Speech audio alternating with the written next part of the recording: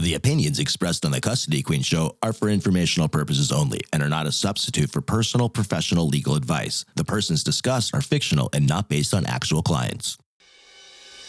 Thought it was love, had kids in between. You can count on us, we're the Custody Queens. Yeah, you can count on us, we're the Custody Queens. Welcome back to another glorious Saturday here on Go Country 105. I'm Kristen Holstrom. And I'm Sam McBride, and we are the Custody Queens. Kristen and I just want to thank everyone so much for listening into our show every Saturday. It really means the world to us. And we get up so excited to be here every Saturday on Go Country 105. Before we get into today's episode, which is all things step-parents, Kristen and I wanted to go through one of our new-ish segments, your high and your low of the week. So I'm going to throw it to Kristen, put her in the hot seat. What was your high and low of this week, Kristen? So my high is always super easy because, who doesn't love having highs and being happy? But this past week, I was able to watch my daughter in her very first gymnastics tournament, COVID style, of course, masks required and temperature checks and social distancing. She's incredible, by the way. And, she's been practicing. She started on the pre-team and then she went up and then she went to level 2, but she hasn't been able to compete for the last year and a half because of COVID. And so we were finally able to, and being the competitor that I am, I was a nervous wreck. I was an absolute nervous wreck. She has 4 routines. She has the beam, the bar, the vault, and a floor routine. And she is 6, and most of the girls on her team are 8 and 9. And she's tiny. She's kind of built like me, very, very athletic, but she's tiny. And I'm telling you, I remember my husband coming and standing right next to me right before she was going to do the bars. That was their first event. And he started talking to me and I was like, stop talking. I'm so nervous. And I had like tears in my eyes and she just freaking nailed it. And it was a very proud mom moment because I had her doing privates and doubling up on classes, but that little 6-year-old worked so incredibly hard the last 2 months to learn all of her routines that I was such a proud mom. So that was absolutely a high, and I actually got to have a little talk with her after. I told her not to look at me so she wouldn't fall off the beam or anything, but she took it very serious, and at some point I looked at her and she literally just looks back at me with her high bun and says, "Mom, I got this." And it just made me feel so good because my husband and I are raising a very confident and intelligent young lady. And I was very proud, and I was able to show her and have a talk with her about what your mind and your body can do when you put in the time. Yeah, she's my little hero. My little Sam self always wanted to be in gymnastics, and my mom told me that I was going to be a giant, so I wouldn't go anywhere with it. But I had the opportunity to look at, Kristen shared me some of the videos, and she's incredible. She's a rock star. She is a little boss mama for sure. But Sam, Whoa, Kristen, where's your low? Where's your low, girl? I have pretty consistent lows, but That's fair. Me too. But I will say that this past 10 days or so, I have been very overwhelmed. And when I get overwhelmed, I deal with a little bit of anxiety and a little bit of OCD. And it's usually because my calendar is booked from the time I get up at 6:15 in the morning, or usually I'm up earlier, but it's making lunches, getting the kids ready for school. My husband is a huge help. Then from the minute I walk into the office to the minute I get home, which has been pretty late lately, it's been jam-packed to the point where I have to remind Sam and I to eat and to take breaks for myself and really just sometimes go outside and take a deep breath. But when I deal with that anxiety and that sense of being overwhelmed, it is a sign to me that I need to go, whoa, Kristen, self-care, and put a pause button on it. So I look forward to spending the rest of this weekend with my family and not opening my iPad or my phone and just really checking out. Very well deserved. All right, so now we get to you. So what was the high of Sam and Pam this week? The high of Sam and Pam. Well, I mean, this for anyone that doesn't know, Pam is my very adorable blonde wiener dog, and she's the love of my life. No, we're always good. Lots of walks, lots of talks. She's my movie buddy. So the high of Sam and Pam is going to just continue, the adventures of Pam. So I'm, doing good with Pam. All right. So what was Sam's high? Well, I think my high and my low of the week kind of go together, I would say. Without sharing too much, I think that there was a time this week, and Kristen knows about it well, that I was called a name, and I have pretty tough skin.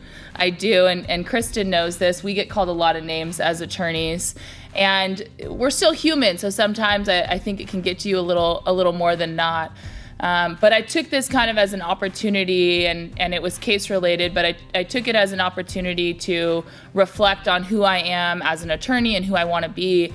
And that kind of created my high of the week in another one of my cases, getting a really good result. And it just reminded me, I've been accused of a lot of things falsely, mostly, but I've never been accused of not caring enough about my cases. And Kristen shares that with me. We care deeply about our clients, and we care deeply about what we do every day, which is why we often work too hard. But that was just kind of a reflection for me for this week. Yeah, I, along with you, have been called many names by generally opposing parties or fellow attorneys.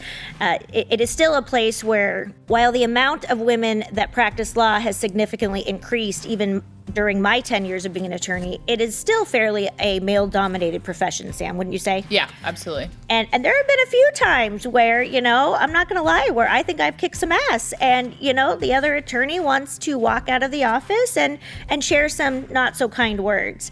And the first time that I heard it, it hurt. And you know what? The 20th time you hear it, you start taking it almost as a compliment. Because what do I teach my kids? If you don't have anything nice to say, don't say it at all. And if they're not talking about you, you're probably not doing something right. So yeah, it's right? the cheap shots that they go for. So, well, thanks for sharing, Sam. I love hearing your highs and your lows because we're humans and we have days just like everybody out there listening. But is it story time yet? I think it's story time, Kristen. So now it's time for our favorite part of the show called Divorce Wars. And this is where we get to hear a gruesome tale, a hypothetical of a divorce or family law fact pattern, and Kristen and I analyze it.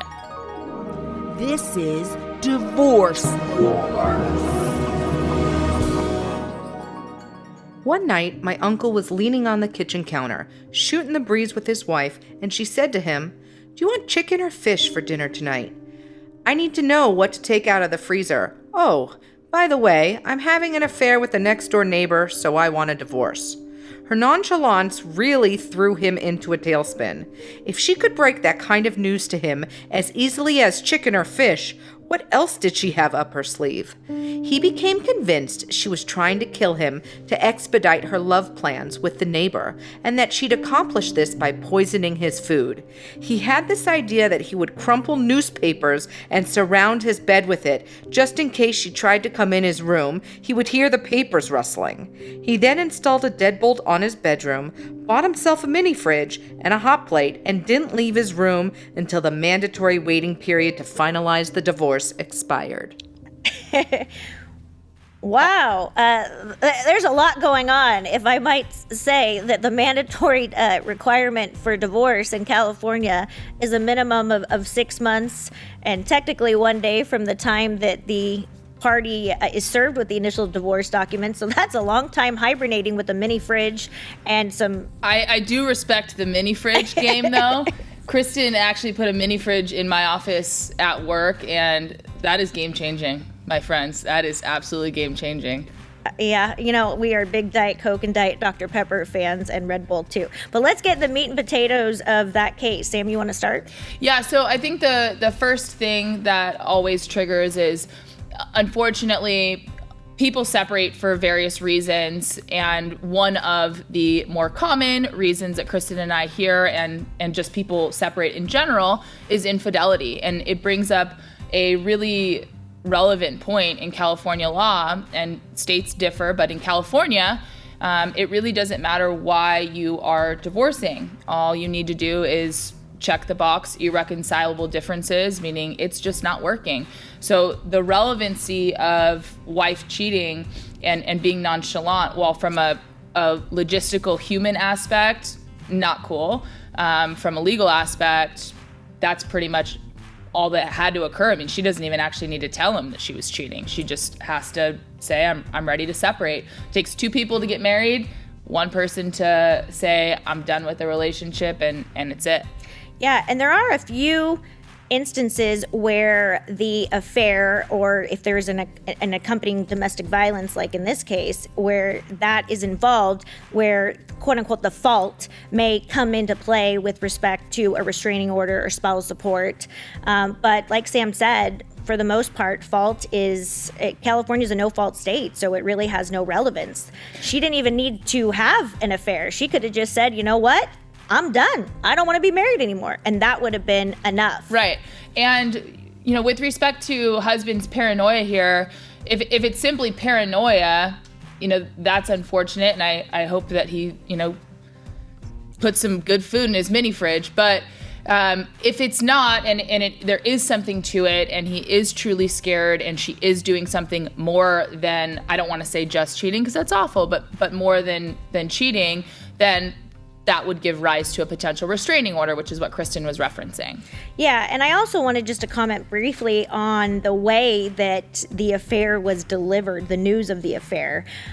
We often work with or solicit the help of mental health professionals when we have cases where an affair needs to be disclosed, or either to the children or the other party, because it is so important in a family unit, when that family unit is breaking up or dividing and there is going to be transition, it is so important for those parents to have a conversation with a therapist and an expert and get some advice on how that information should be delivered to the children. And how you should have an age-appropriate conversation, whatever that may be. Much of that conversation may be deferred indefinitely or until your children are adults. But it's just really a great point that everything you do in your life is, and especially when you're separating, is something that you should put a lot of thought into. If you're making a decision to separate from someone, you should contact an attorney first, figure out what you're going to do, and figure out a game plan. I mean, another part of this story is that apparently the solution is to remain residing in the same house as someone that husband in this case thinks might be after him. That's probably not socially or emotionally helpful or healthy for husband. So it's just a kind of another thought of, hey, call an attorney and look through your own facts and how would be best to present them. Often, you probably don't want to be there when your spouse is served with the divorce paperwork. Yeah, no. Sometimes maybe you do, because you want to give them a heads up and you want it to come from you, but you got to consider those things. Yeah, and those are definitely things you should bring up when you have a consult with an attorney. When I start from the intake process, I ask questions like this. I ask questions pertaining exactly to this. Are you still living together? Is there any domestic violence? And then I go through the elements and the definition of domestic violence, because most people don't know. We've actually had a past episode where we talked about domestic violence and the process. But I specifically asked someone and discussed the red flags associated with cohabitating, when domestic violence is going on, when an affair is going on, because it's not healthy. Right. And it is so easy to get a temporary restraining order in the state of California on just such limited and or fabricated facts that if you are continuing to live in a house where you're dividing or there's an affair going on, it's not healthy for you or the kids. Right. And I just had one last thought, because Sam, you brought up such a great point, that when you are having the talk with your kids about the separation and you're hopefully using and getting the advice from a therapist, your children don't need to know about an affair. Your children don't need to know about things that are not age appropriate. It does nothing for them, and it only hurts them. That is their parents that you guys are talking about. And I would really advise both parents to go get therapy and counseling so they can individually work through their own problems. I couldn't agree more. And as it relates to your children, your children really didn't put themselves in this situation. It's unfair to put your problems back onto them or to try to make your child pick a side, even if you're doing it subconsciously. Well, I'm just telling my child the truth. Yeah, but a 5 or 6 year old, even a 10-year-old should probably not be privy to your very adult marriage and separation. Yeah, I agree, Sam. But we do hope that these people live happily ever after divorce. That's right, Kristen. So now it's time for us to jump into our topic of the day, which is all things step parents. I'm very excited about today's topic. And, when we think of step parents, there is a family law code section that governs an entire area of law for potential visitation. And that's not really the scope of today. It's something to flag so that, all our listeners do know that is a potential. But when we are talking about step parents and significant others in general, we're talking about this special relationship that occurs in custody cases or in blended families where, there are these bonus parents, bonus support team that you may have on your side. And for me, it's close to home. I have a stepdad. I love you, Matt. I just could not say better things about him. But it was not always that way, right? My initial reaction to meeting my stepdad was probably something that I'm not exactly proud of, and we both retell very different stories. But I just think it's such a good topic to bring up, and there's so many tips and things that I would like to share with all of you based on my own experience, because it's a tough role. Being a step parent in general is a tough role. You're entering into a family unit, and depending on the age of the children and the already existing co-parenting relationship, you could have a really different dynamic going on case by case, and navigating that's difficult. Yeah, and the interesting thing about step parents is even if you're not going through a divorce or separation, very likely someone in your family is. So you have a relative that has a step parent, or where your niece or your nephew has a step parent. You have family functions where there are third parties that are now coming into the family in that role of being a step parent or a stepmom or a stepdad. And it's something that I always advise to take with grace and patience. Mm-hmm.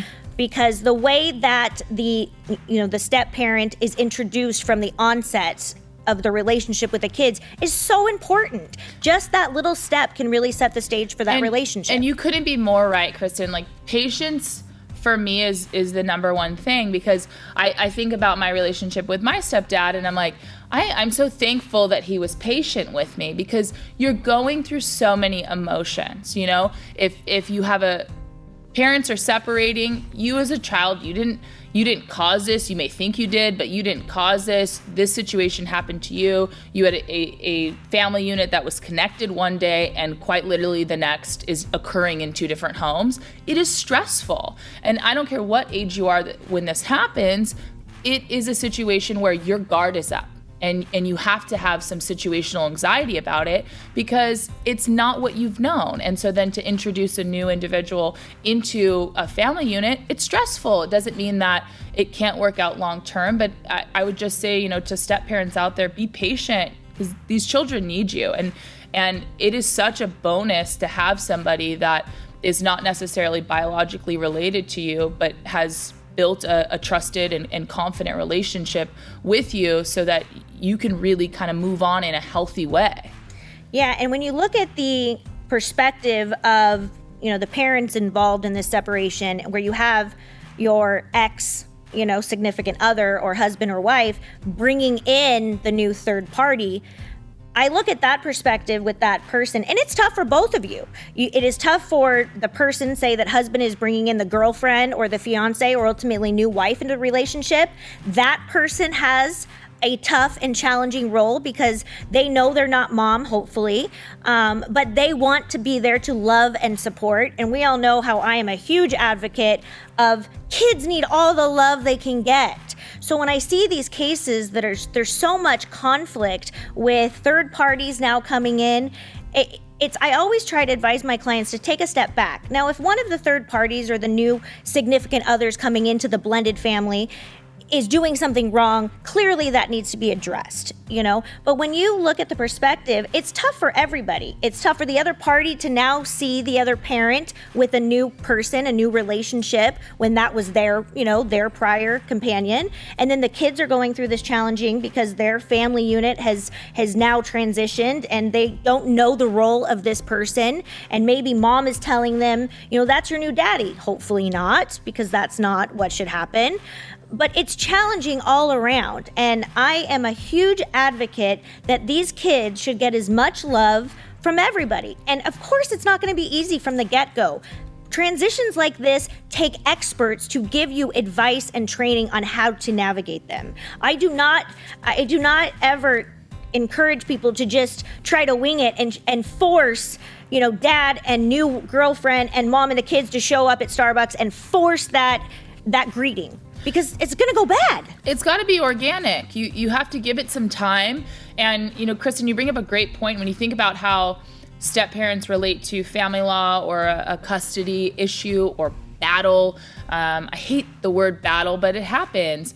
You're not being helpful as a step parent by jumping in and trying to say that you're right and this is a 2v1 situation and this is how things should go. That's not going to help the child. It doesn't matter if you're right. Your new significant other's ex-spouse could be the worst person around. It is not helpful to your child to be or your stepchild to be placed in the middle in that situation. And you're just in such a good spot to do good for a child and be there in so many other ways. So I would challenge step parents out there to really be involved in the ways that are not necessarily noticed on paper. What I mean by that is you don't need to review your spouse's Talking Parents family portal, which is a communication board that we use and implement in family law cases. You don't need to be in there reading the conversations between... Don't be part of group text. Right. You don't need to be involved in that.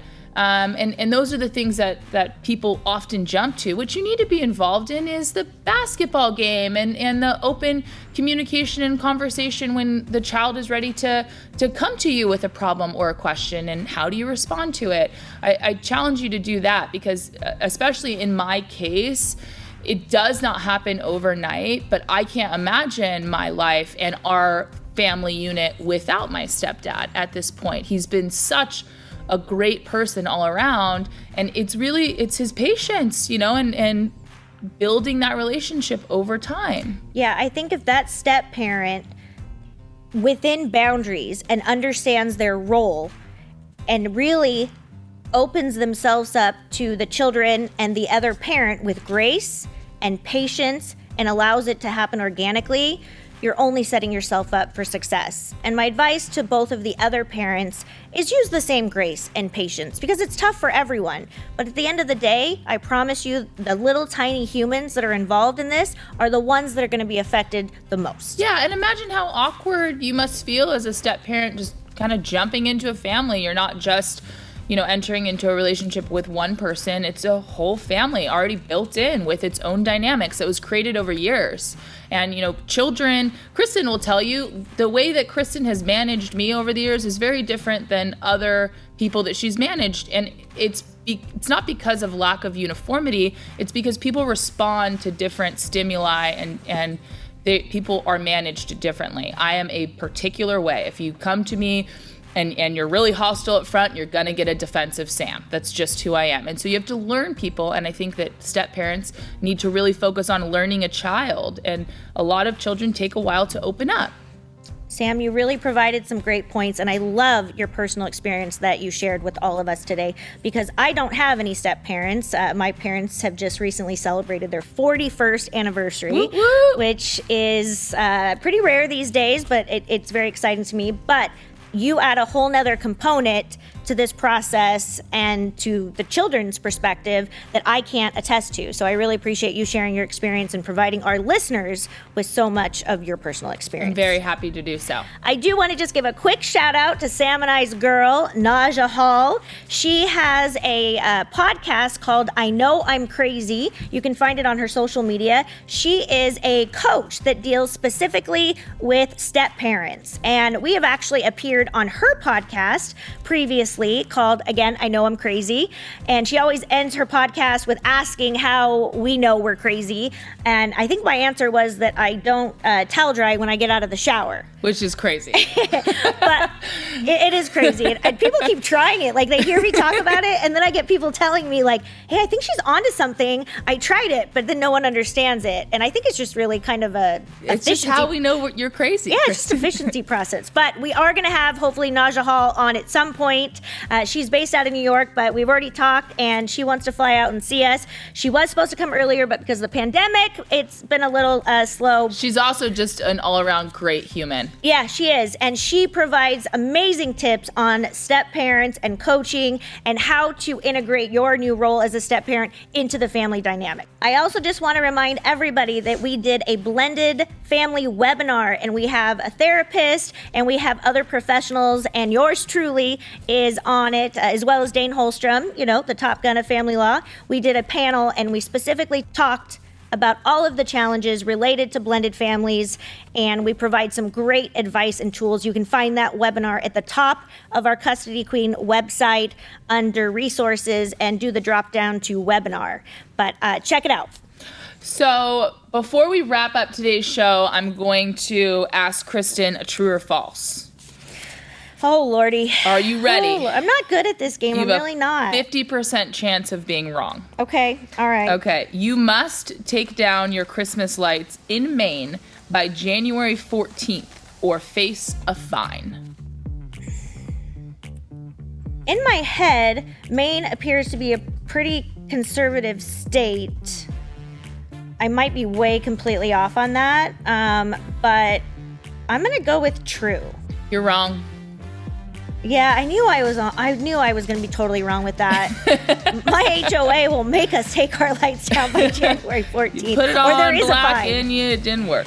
Oh, man, I'm really not good at that game. Yeah, me either. I was with you there, though. I really was.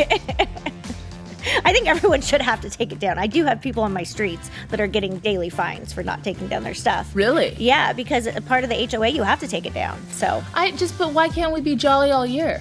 I am totally cool with the lights. I love the lights, but the blow-up Santas in the middle of the year. Yeah, but isn't there such thing as Christmas in July? You know what? Let's start it. Let's see if we can do it. Hey, let's do a giveaway for like a Christmas gift in the middle of July. Let's do it. Christmas in July is a thing. Okay, and if everyone knows me, we know, you should know how much I love buying gifts. So you know what, Sam? We're going to start it. Let's do it. All right, Kristen, I think we are about done with today's show. I'm sad that it's over. It's always over too quickly. I just wanted to again thank everyone for listening in with Kristen and I this Saturday and every Saturday on Go Country 105. And remember what we talked about today. In summary, step parents, parents, kids, all involved in the blended family. Remember to use patience, grace, let things happen organically, and please seek the assistance and guidance of medical professionals to help you navigate that journey. And if you have any specific questions, feel free to reach out to @Samantha McBride if there's any personal questions, or you can reach out to us on Custody Queens or Custody Queens on Air. We love answering your questions. And please call us and leave voicemails at 1-800-419-7772. That's 1-800-419-7772. We have more giveaways coming soon, so make sure you follow us. I'm at Custody Queen Kristen. And I'm at Samantha McBride. And we had a wonderful Saturday with you all, and we look forward to seeing you next Saturday. And remember, let love rule.